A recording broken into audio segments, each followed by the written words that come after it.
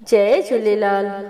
अचो त ॿुधूं माघ महीने जी कथा जो अध्याय 5।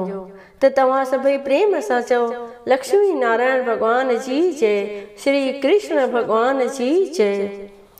तिलोत्तमा जी कथा। वशिष्ठ मुनि चवण लॻो त हे राजन, माघ महात्म जी हिकु ॿी बि कथा ॿुध। जा कीर्ति वीर जे पुछण ते दत्तात्रेय हुनखे ॿुधाई हुई।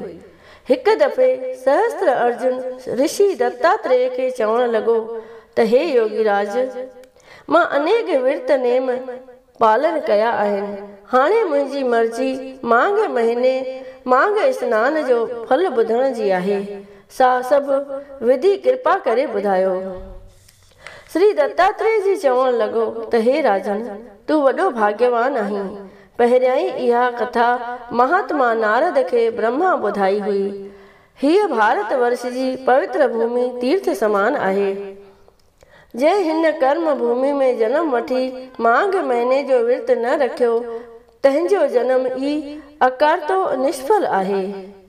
उहो जीव बिना पुछनि ऐं सिंगन जे पछुअ समान आहे। जीअं सूरज बिना आकाश चंद्रमा खां सवाइ नक्षत्र ऐं जल बिना नंदी शोभा नथी पाए, तीअं माघ स्नान खां सवाइ सत्य कर्म जी बि शोभा नथी थिए। तप दान ऐं तीर्थन करण करे भगवान एतिरो प्रसन्न नथो थिए जेतिरो माघ स्नान करण करे भगवान में प्रीति वधे थी। सभई पाप दूर थियनि था ऐं स्वर्ग जी प्राप्ति थिए थी। हिन क्षण भंगुर शरीर ते अभिमान करण अजायो आहे। हीअ रत रोग जो पुतलो हदन मास चम सां मड़ियल दुर्गंधीअ ऐं कीड़नि सां भरियल तमामु गंदगीअ सां टिमकार आहे, जो नेठि हिकु ॾींहुं काल जो ग्रास थियणो आहे। तंहिं करे कंहिं बि हालत में शुभ कर्मनि जो त्याग करणु न घुर्जे। दोहिरो। माघ विर्त जे रखण सां पापी दुष्ट महान, तरी वञनि था तार मुंहुं करे दान स्नान। कामी क्रोधी लालची खाइनि मांस ख़राब, तनखे हिन विर्त जो सारो मिले सबाब। माता पिता गुरु जी हत्या जे ब्रह्मा हत्या कन पाप, तरन ॿिया महापातकी जपे मांग जो जाप। रखन जेके विर्त ही पाइनि नरक द्वार, नीच जूण में जीव से कन हे मां हाहाकार। हे राजन, माघ स्नान पापन के नाश करण वारो ऐं हिन जीव के पवित्र करण आहे, कंदड़ आहे। उन बाबति हिकु अचरज जहिड़ी कथा मां तोखे ॿुधायां थो, तूं कन ॾेई ॿुध। भृग वंश में कुब्जा नाले कल्याणी ब्राह्मणी पैदा थी, पर देवयोग सां उहा बालपणे में ई विधवा थी पई। पंहिंजे उमिरि जा ॾींहं गुज़ारण लाइ विंध्याचल पर्वत जे रेवा नदीअ जे कंधीअ ते वेही हूअ श्री नारायण जो तप करण लॻी। हूअ तमामु सुशील ऐं मधुर वाणीअ वारी हुई। साधु ब्राह्मणनि खे दान पुण्य कंदी हुई। सॼे ॾींहं में फ़क़ति हिकु वक़्तु भोजन कंदी हुई। पंहिंजे सॼी उमिरि में हुन 60 दफ़ा माघ महीने जो विर्त रखियो। हिकु दफ़े तमामु ॾाढी थधि याने पारो पियो। हीअ तपस्या कंदे तमामु निर्मल थी वई। उन्हीअ थधि में स्नान करण करे पंहिंजा प्राण त्याॻिया। उहो महीनो महापवित्र माघ जो हो। हिकदमि विष्णु भॻवान जा पारखद आया, जे उनखे विवान में चाढ़े विष्णु लोक में वठी विया, जिते 4000 युग हुन स्वर्ग जा सुख भोॻिया। इहा ॻाल्हि पूरी करे दत्तात्रेय चवण लॻो त हे राजा दिलीप, उन्हनि ॾींहंनि में हिन पृथ्वीअ ते 2 दैत पैदा थिया हुआ, जंहिंमां हिक जो नालो सुनदु ऐं ॿिए जो नालो उपसनंद हो। 2 दैत ऋषियुनि मुनियुनि खे घणो हलाक करण लॻा। परमात्मा देवताउनि जे दुख लाहिण लाइ उन्हीअ महाशोभनीक स्त्रीअ खे दैतनि जे नाश करण लाइ पृथ्वीअ ते मोकिलियो। जा दैतन खे मोहण लाइ अप्सराउनि जहिड़ो सुंदर रूप धारे पंहिंजो नालो तिलोत्तमा रखाए भूमंडल में आई। नर्मदा नदीअ में स्नान करे लाल वस्त्र पहिरे कंगण ऐं कंगड़ियूं पाए कुंडलनि ऐं कंढीअ सां पाण खे सिंगारे पेरनि में घुंघरू पाए चमेलीअ जे गुलनि जे बूटे जे छाया में वेही मधुर सुर सां ॻाई आलाप करण लॻी। जॾहिं दैतन जी हुन ते नज़र पई तॾहिं बे अख़्तियार थी चवण लॻा त हे मृगनैनी चंद्र नैनी नार हीअ गजगामिनी छा संदसि सुहिणो मुहांडो आ कदावर कामिनी अर्श तूं उदरी फर्श ते आहीं आई अप्सरा मन बि जे मोहे विधो अहिड़ी भलारी भामिनी। नथा सम्झी सघूं त हीअ नाग कन्या आहे या का अप्सरा आहे। नेठ हुन जे शोभा जी तारीफ़ वञी सुनद ऐं उपसनद दैतन खे ॿुधायऊं। ॿई दैत हुन जे सूंहं जी साराह ॿुधी उन्हीअ अजीब वन में आया। तिलोत्तमा 250 मणनि जी गदा खणी चंडीअ देवीअ जे समान दुष्टनि खे नाश करण लाइ हुननि जे मारण जा वझ तारण लॻी। एतिरे में दैत बि उते अची पहुता। तिलोत्तमा जी सुहिणी सूरत ॾिसी ॿई हिकदमि उन ते मोहित थी पिया। हिक ॿिए में ॿई दैत विढ़ी पिया। सुनदू चवण लॻो त हिन मृग नैनीअ कमल लोचनीअ खे मां पंहिंजी स्त्री बणाईंदुसि।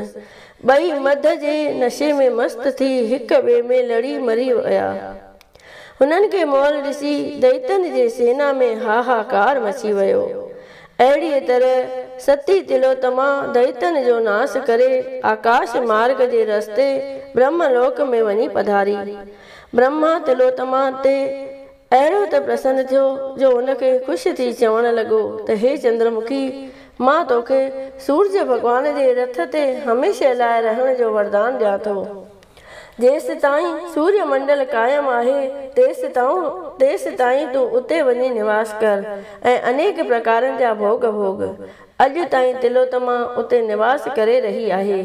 दत्तात्रेय मुनि चवण लॻो त हे राजन ॾिस मांग स्नान करण करे तिलोत्तमा अप्सरा बणिजी पई ऐं उनखे सूरज जे रथ ते हमेशह लाइ निवास मिलियो। तंहिं करे हर कंहिं मनुष्य खे हिन विर्त जो श्रद्धापूर्वक पालन करणु घुर्जे।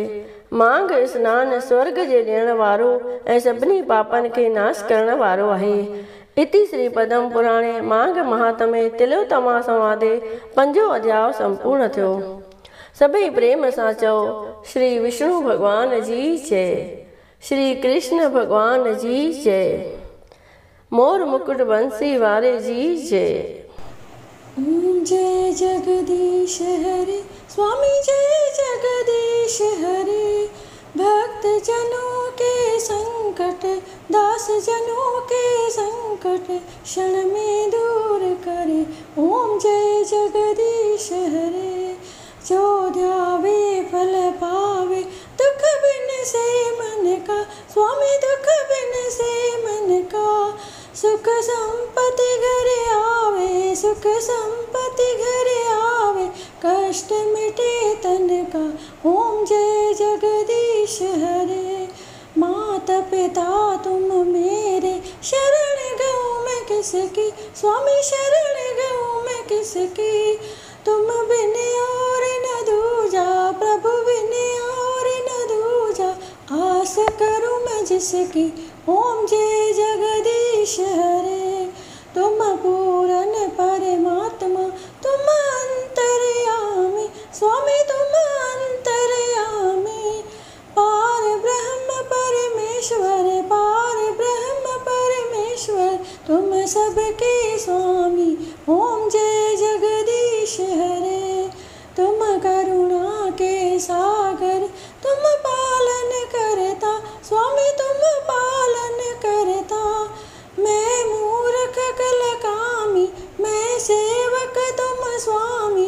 कृपा करो भरता। ओम जय जगदीश हरे। तुम हो एक अगोचर सबके प्राणपति।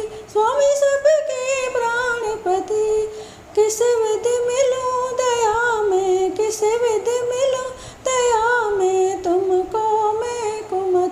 ओम जय जगदीश हरे।